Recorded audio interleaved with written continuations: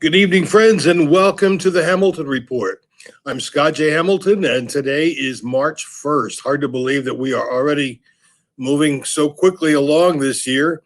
It's been almost a year since all of us went on lockdown, so if you're anything like me, we're just anxious to get back to life as some kind of new normal. I hope that you're doing well. I hope that you are holding your wits about you, trying to get your vaccines. That's incredibly important. And until you get them, just be sure and take good care of yourselves.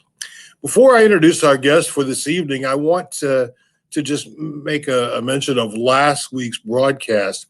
Last week, my guest was Emily Virgin, minority speaker of the minority leader of the House of Representatives in Oklahoma.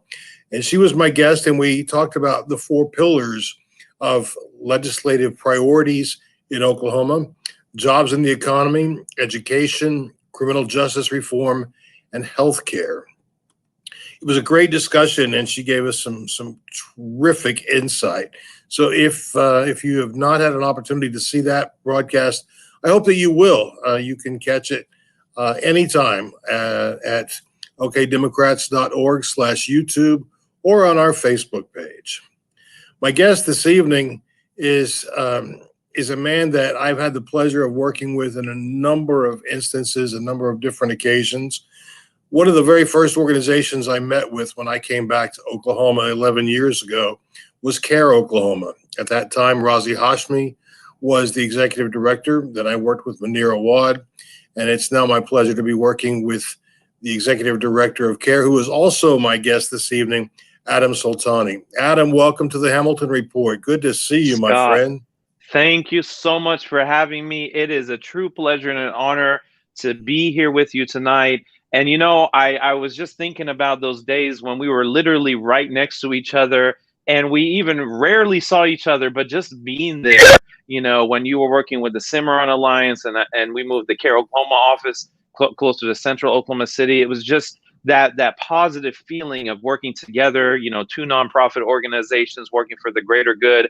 I miss those days, but thank you so much for having me tonight, and really love the work you're doing with the Oklahoma Democratic Party. So please keep it up, and I just admire everything you're doing right now. Thank you. Well, that's kind of you to say, and I'm going to offer the same thing back to you. You know, it's funny. I have been questioned about why I would stand up at a CAIR press conference. I know that you've had the same questions when it was issues related to LGBT equality. The bottom line is we're talking about equality, and Right. that's something that's important to us and to our viewers tonight, to Democrats around the state.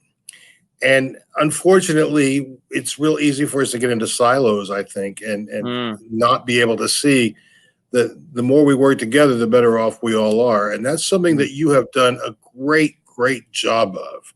Thank you. You know, you have received a lot of support from the Interfaith Alliance because you have given a lot of support. When I look at Christian clergy who are so supportive of CAIR, it's exciting to me that you know you are eager and willing to reach across and grab hands and move forward. So all praise to you, because you really do great work. Before we get into some of the meatier topics tonight, I just want to mention that this is you're putting the final touches on Muslim Day at the Capitol. Now this year it's going to be different. Obviously, it'll be a virtual event. Right. But how many years is this now? You know, I accidentally earlier I put a Facebook Live up and I said 6 years, and one of my team members walked up on me and said, "No, it's 7 years. It's 7 years." So you know, it's thank you, Molly. Yes, Black Lives Matter is a very important movement for me personally, and also something that I believe that we all have to take part in and show the Black community that we're strong allies. So I proudly wear this shirt as often as I can. But going back to the Muslim Day at the Capitol, you know, I can't believe it's been 7 years, you know, since we started this. And I just pulled up the video yesterday and shared it on CAIR-Oklahoma's Facebook page about, you know, from the first Muslim Day at the Capitol. And, you know, it's just hard to believe how far we've come in a short period of time, yet there's still so much work that needs to be done. But I reflect back, the first Muslim Day at the Capitol, like 36 protesters. I mean, we were just scrambling, not knowing what to do. I remember that the Capitol was crawling with state troopers. It didn't look like America. It looked like you were in another country altogether. I mean, it was just unbelievable. And then last year, 0 protesters. And the positivity that we had at the Capitol, and we had the most number of young people. I mean, we had like something like 125 school students from, I mean, K through 12 schools, and they were such an inspiration because they are our future.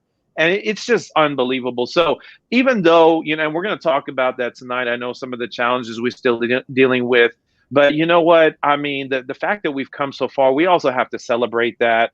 And I am just so appreciative. You talked about the interfaith community. I was even thinking about that myself today, that the interfaith community, they stepped up. That first year, we didn't know what we were dealing with.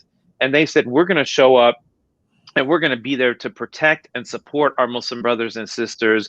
And they have been there every year since, even when we felt we didn't necessarily need it anymore. They said, no, we still are going to be there.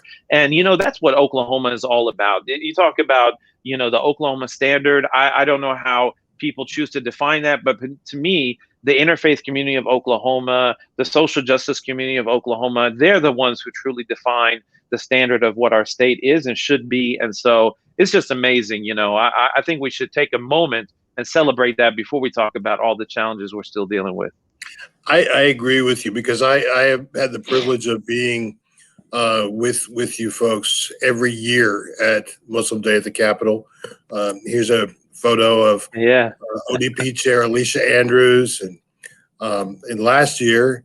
And it was really, it's always a good time when I see so much positivity. And the fact that you're actually getting that now from some legislators, which was not always the case, you should really be proud of that, Adam. You really should be proud of that. We're so thankful. We're so thankful. And, as a nonprofit, we're nonpartisan, so it was never for us about, oh, we only want Democrats, we only want Republicans. No, it was just about the reality that we want to connect with and engage with our legislators. And so it was disappointing to see so much resistance from the Republican Party, which is not an opinion, it's a fact, that there weren't a lot of Republicans that wanted to come and engage with us. But I'm so happy that even that has shifted. And the nonpartisan support for the Oklahoma Muslim Day at the Capitol has increased drastically. And I've been so appreciative to those Republicans who had the courage to come and join us, including Governor Kevin Stitt, who came to our Muslim Day at the Capitol last year. And he said, I just want to say hi and welcome the Muslims to the Capitol. Now, there may be things we'll criticize him for. There may be things that we're not exactly happy with as far as his leadership, but that's what being in a democracy is all about. But I do appreciate that, opposed to our former governor, Mary Fallin, he at least recognized us and he recognized our right to be in the people's house. And to me, that says a lot about him, and it says a lot about the direction our state is headed in, and hopefully we'll continue to see ourselves moving in that positive direction. Well, I think that your leadership is key to that, and you've got a great support team. You absolutely have a good staff. You've got amazing volunteers. Before we look at some of the things that you're watching for this legislative session, I want to take a look at the mission of CAIR, and it's a very basic mission. I mean, you would have to try really hard to find something negative about that. But the fact is, we went from God, guns, and gays to God, guns, gays, and Muslims as big targets among many in our legislature. You are working to change that, and yet every year there are bills that come forward that you just have to shake your head at. What are you particularly paying attention to this year, Adam? I mean, you're right. I mean, every year there's something, ever since especially 2010, the anti-Sharia law state question 755, I think we've had our eyes focused, our ears perk up anytime we hear about something even remotely discriminatory. This year, what we're really focused on is we're focused on voter access. That's a big deal for us because one of the issues is, how can we ever see positive change if we can't even have equality or equity when it comes to getting access to voting at the polls. I mean, we have a very archaic voting system here in Oklahoma. We can't even register to vote online, even though the bill passed a long time ago. And what's the holdup? I mean, don't tell me, oh, the state can't figure out how to put the website up. I don't want to hear that. With all the technology we have these days, that's just hogwash, as they say in Oklahoma. You know, we've got to find a way to get voter registration online. We've got to find a way to cut back those long wait. You shouldn't be waiting 4 hours to vote. I mean, that's just ludicrous, right? And we've also got to find a way to increase the amount of absentee voting and the ease of absentee voting. I like what they did this past year with COVID, where they allowed you to send in a copy of your driver's license as opposed to getting it notarized. But they just have to continue making it as easy as possible for people to vote. So that's number one. We're looking at voter access issues. We also were tracking that Senate bill, and thank God it died in committee. But that Senate bill that basically was authored by Shane Jett, which really surprised me because I've known Shane Jett for a long time from the times he served in the House. And I really didn't expect that he would author a bill of this nature. And I think it was Senate Bill 803, where he basically wanted to make it illegal or unlawful for educators to teach a long list of things. But the number one thing that caught my attention is to teach any divisive topics, including that the United States is fundamentally racist or sexist. And the reality is that the United States is fundamentally both. But I'm not going to argue about the sexist point. We can leave that for another day. You can't argue against the fact that the United States is fundamentally racist. I mean, I don't know where we got this selective memory as a nation. I mean, we're the country that a couple of 100 years ago was built upon the genocide of brown indigenous people and built off the backs and the sweat and the blood and the tears of enslaved West Africans. I mean, what are we thinking? And then we think just because there was a civil rights movement in the 1950s and 1960s, everything is good now. We can look out our windows and literally see in the last year that things are not okay. They're not fine. I mean, Black innocent people continue to be brutally murdered in the streets by police officers. So I just was astonished at that bill. I don't know what the authors and co-sponsors of that bill were thinking. I'm just glad it died in committee, so we don't have to worry about that. But, you know, just because something dies this year, I always know it can crop up again. So we're definitely keeping an eye on that. You know, the House, the bill that passed the House was really bizarre to me about, you know, basically Oklahoma being able to decide they don't want to follow laws that are federally passed or whatnot. You know, I mean, that was just a bizarre thing. It's like, we want our own sovereignty. I was like, what are we trying to do here? You know, are we trying to leave the union? Something strange is happening. I mean, there's just been so many crazy bills. And I tell people, you know, you've got to pay attention. You've got to get those emails. Oklahoma Policy Institute has a great email where they update people. CAIR Oklahoma, we've got the emails. We have a weekly legislative update that our government affairs director, Lanny Haybrock, has put so much effort into. Sign up for all the, you know, I mean, my inbox is blowing up every day, but that's how you stay up to date, right? Tulsa World, the Oklahoman, the Democratic Party, the Republican Party, Libertarian Party. You just got to get as much information and put it side by side and understand what's going on, you know, and that's the only, there's no easy way to decipher what's going on in politics and at the legislature. It's just hard work. It's a lot of reading. It's a lot of banging your head against the wall. But when you pay attention, that's where you're going to catch on to the things that people are doing. And you're going to catch on to the fact that there are some legislators that are honestly just trying to tear our country and our state apart. And I believe that, you know, and so we've got to be aware. And I think it's us, the people, that hold the responsibility for ensuring that our country stays on track to continue to be a place where everybody can live peacefully and where we can have true equality one day. You know, Adam, you brought up Jett's bill, or no, I'm sorry, the executive order bill, how we in Oklahoma, we don't want to abide by them.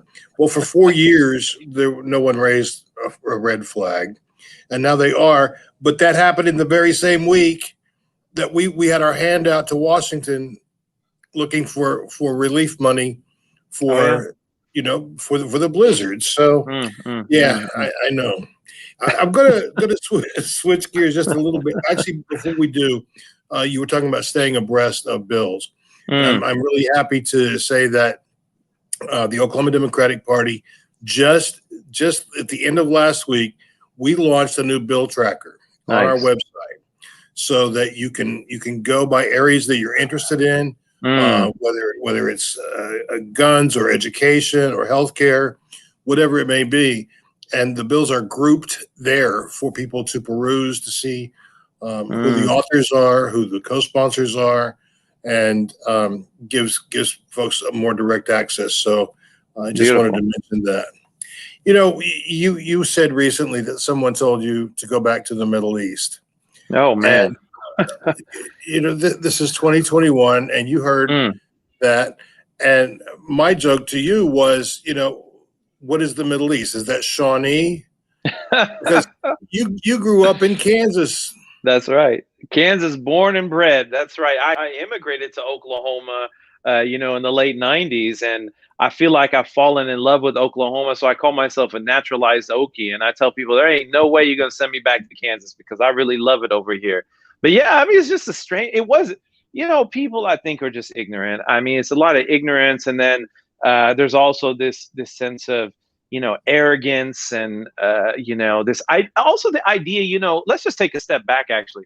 The idea that America belongs to a certain group of people is I think, part of the problem. You know, when we're talking about engaging with your legislators, civic engagement, I think that's part of the problem. And I think that's a trick that some people elected to public office have tried to use to keep certain groups of people away from being involved in the democratic process. You don't belong here.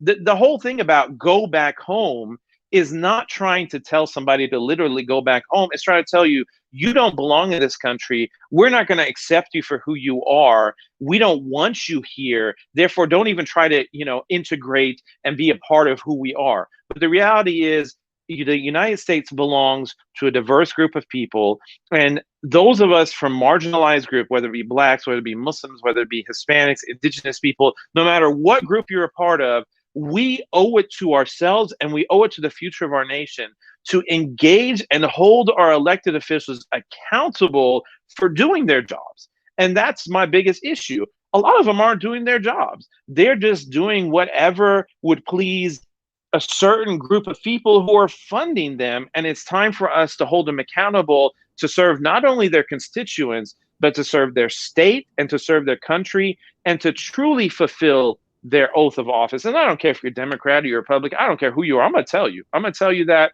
And I'm not going to pander to you. We can smile together. We can have coffee. We can have lunch. But if you make a mistake, I'm going to tell you to your face that you made a mistake. You've offended me. You've offended my community. You've offended a group of people. And you've got to take responsibility for correcting that, because that's what civic engagement is all about. It's not just about holding hands and singing Kumbaya and giving hugs and taking selfies. No, that's part of it. Yeah, that can be fun and, you know, all peaches and cream and whatnot. But at the end of the day, civic engagement is about having the courage to have those difficult conversations. And if you're a true elected official, you're willing to have those difficult conversations, and listen to your constituents. And as my dear friend, Senator George Young said, my constituents are not just the people of my district. They're the people of the state of Oklahoma. And I wish more elected officials would see it that way, because it really frustrates me when you call an elected official, just like I called Senator Shane Jett's office, and I said, I have questions about the bill he's authored. And his assistant was all excited to talk to me until she found out I wasn't a constituent. I said, I may not be a constituent, but I am a constituent of the state of Oklahoma, and I have concerns about his bill, so I think he should talk to me. Unfortunately, I never got a call back, but that's just real talk. You know, I think we've got to hold our elected officials accountable, and we have to let them know that we see what's going on, and we're going to speak up when we have concerns. Adam, you speak real truth there, because all 5 of our congressional representatives voted against the COVID relief bill, despite the fact that an overwhelming majority of Oklahomans want it. They recognize that we need it. And so just because you have a seat in Washington doesn't mean that you know better than the majority of the people in your state. And yes, you're absolutely right. We have to take the responsibility. All of us have to take the responsibility of holding people accountable for the people that they were elected to serve. And as you point out, that's not just their base. Mm. We're going to devote a little bit of time now to the Republican Party, which we normally don't do on this broadcast. But the Oklahoma the Oklahoma Republican Party has a contender to be the chair of that party. Someone who has been the nemesis of anything progressive and, frankly, the nemesis of anything that's good and right, it seems to me. Talk a little bit about your experience with Representative Bennett. Yeah, so that's a long history there. I'll give a brief summary. So, back in we should mention which Bennett we're talking about. Yeah. So we're talking about former Representative John Bennett, not current Representative Forrest Bennett. We got to make that clear because they're two distinctly different people.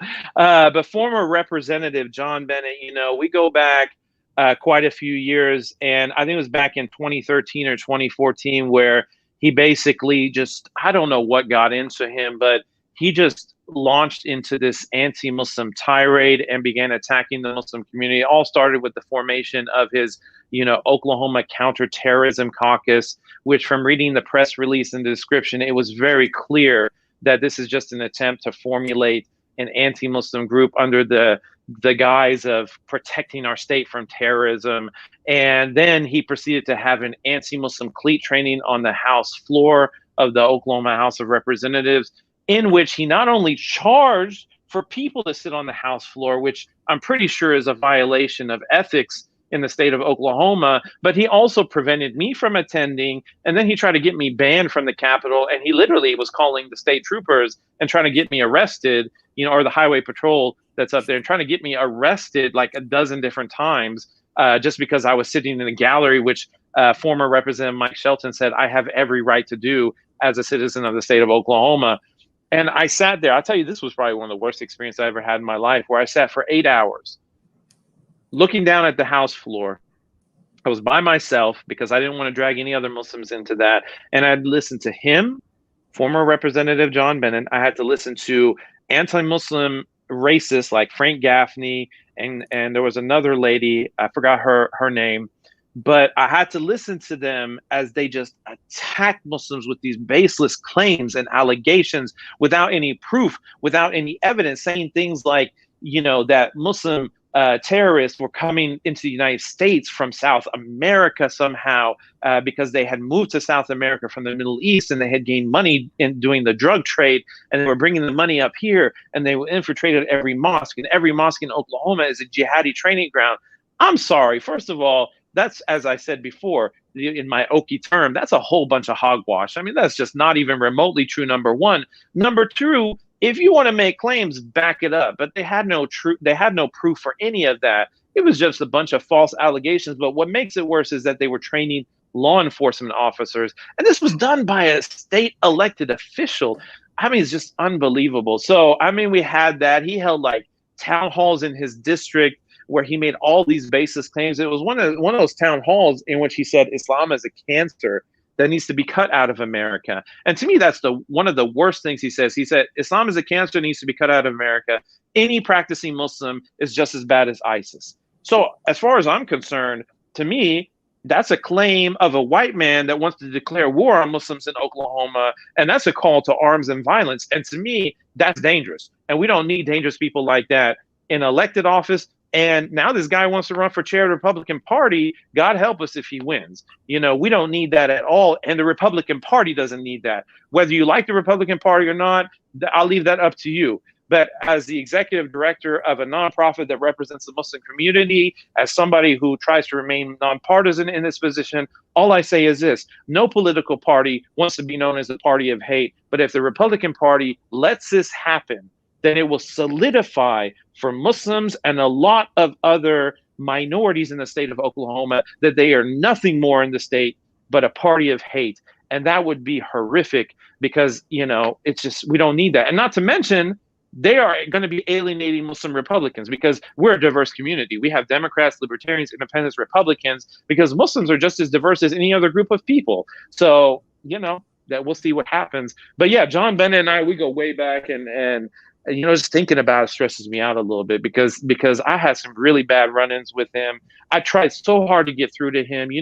My MO is to really try to reach out to people and establish relationships and try to build a bridge, but he just refused time and time again. And there was even that instance, I think it was in 2016 or 17, where he went so far as to require Muslims, and these were actually young school-age girls, to complete a questionnaire in order for him to consider meeting with them. And they were innocent. They just went to his office because they heard his name in the media, and they wanted to show to him as an elected official that Muslims are good people. Young, innocent schoolgirls. And instead, they were handed by his legislative assistant a piece of paper with questions on it. And the first questions was, do Muslim men beat their wives? What? Are you kidding me? And this man, I've seen these pictures on Facebook. He has a family. How would he feel if that happened to his daughter? But he doesn't think that way. So anyways, this is bad news. And I think the people of Oklahoma, no matter, what party affiliation you're a part of, no matter what your race, ethnicity, culture, religion, it doesn't matter. We all got to speak up, and we've got to stop this from happening, because enough hate, enough division. We need unity, we need peace, and we need it now. Adam, that's a wonderful way to wrap up this evening's broadcast. I want to encourage our viewers to go to CAIR-Oklahoma.com. There are great resources there, and you can see the work that Adam and his team are doing to really advance equality, and not just for Muslims, but advance Oklahoma and the equality landscape that exists here. In just the brief time that we have left, Adam, is there anything that you would like for us to know about CAIR or about the Muslim community? And I know that saying the word community is very broad, as you pointed out. Well, when it comes to CAIR, you put our mission statement up there earlier, and I summarized that in just a few words. The mission and the purpose of CAIR Oklahoma, or the Council on American Islamic Relations Oklahoma chapter, is to improve the quality of life for Muslims living in Oklahoma, and by extension, improve the quality of life for all people. So when I speak passionately, and when our organization speaks passionately about issues, we're looking for the greater good of people of all faith backgrounds, all walks of life, all cultures, all ethnicities. And so that is really what CAIR Oklahoma is all about. And when you talk about the Muslim community, we are an incredibly diverse, vibrant community in the state of Oklahoma. And every day I put look at my phone, my social media, and I see Muslims out there in the state of Oklahoma doing amazing things, whether they be medical doctors, whether they be, volunteering at the food pantry out in Tulsa. They've been so dedicated to assisting with the homeless in the city of Tulsa. Muslims are out there just contributing to the state of Oklahoma in ways that many of us may never even realize. But my message to the people watching tonight is, know that Muslims love this state and this country just as much as anyone else, and that we are committed to working day in and day out to ensure that the future for all of us, and especially our children and future generations, will be the absolute best future it can be, and that one day we will actually see the dream of Martin Luther King Jr. fulfilled, in which our children will not be judged by the color of their skin or by the headscarf on their head, but by the content of their character. Adam Soltani, always a pleasure to visit with you. I always learn something Likewise. new, and it means so much to me to be walking side by side in this journey, and know how much respect that I have for you.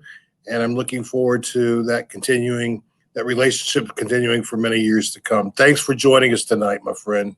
Thank you. All the love and respect to you in the world to you, my friend, and good luck with everything. Appreciate it. Thank you. Friends, I think that Adam said it best, that we all have to work together. And that's the reason that I asked him to be on our broadcast tonight. We need to be reminded of that. And so I'm going to let his words just stand. He said it better than I could. I hope that you have enjoyed this program, and I hope that you will share it with other people. Also, you can visit our Facebook page or okdemocrats.org/YouTube to catch up with any of our previous broadcasts. And a reminder that our chair, Alicia Andrews, goes live every day, Monday through Friday at 4:15 here on Facebook to give you the latest updates, particularly on bills right now that we need to be watching as a community. So take good care of yourself. Thank you again for being with us. And I hope to see you again next week, same time right here. On behalf of all of us at the Oklahoma Democratic Party and the Hamilton Report, I'm Scott J. Hamilton, thanking you for joining us. Good night.